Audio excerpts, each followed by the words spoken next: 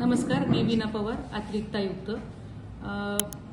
मागचे 15 दिवस जर आपण बघितले तर शहराच्या दृष्टीने आव्हानात्मक होते.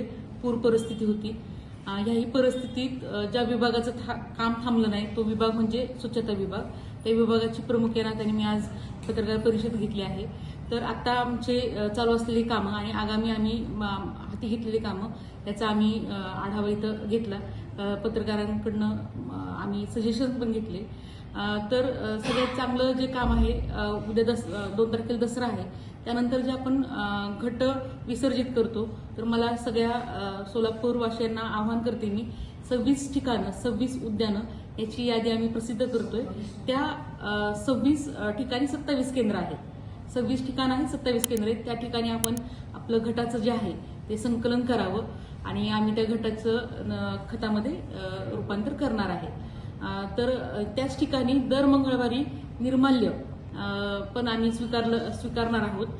तर आपलं निर्माल्य इतरत्र न टाकता उद्यानाच्या ठरलेल्या ठिकाणीच आपण संकलित करावं असंही मी आवाहन करत आहे. आपल्या सोलापूर महानगरपालिकेच्या घंटागाड्यांमध्ये वाढ होणार आहे. माननीय पालकमंत्री साहेब यांच्या DPC निधीतनं आपल्याला 38 घंटागाड्या मिळत आहेत. त्यातल्या 25 घंटागाड्यांचं लोकार्पण 2 ऑक्टोबर दसऱ्याच्या दिवशी, विजयादशमीच्या दिवशी आपण लोकार्पण करत आहोत. तर ह्या घंटागाड्या आल्यानंतर निश्चितच रूट कव्हर केले जाणार आहेत आणि स्वच्छता मोहिमेत भरपूर फरक पडला जाणार आहे. आपण शहरात आजोरा म्हणजेच आपलं जे बांधकामाचं साहित्य आहे, वेगवेगळे पडलेले पाईप जे आहेत, ठिकठिकाणी नादुरुस्त असलेले जे वाहन आहेत, तर त्यांना आपण जाहीर आवाहन केलं आहे की ते उचलून न्या ज्याचं असेल त्याचं. त्याला जर प्रतिसाद नाही मिळाला त्यांना आपण नोटीसही देणार आहोत.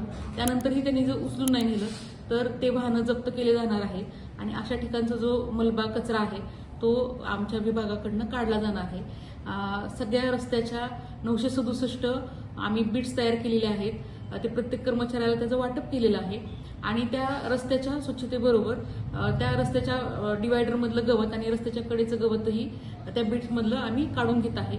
ट्रान्सफॉर्मर जे असतात, विद्युत ट्रान्सफॉर्मर, त्याच्या खालीही गवत वाढलेलं दिसलं तर आम्ही तेही काढून घेण्याची मोहीम हाती घेतलेली आहे. सगळ्यात महत्त्वाचं म्हणजे आपण सोलापूर शहर अधिक स्वच्छ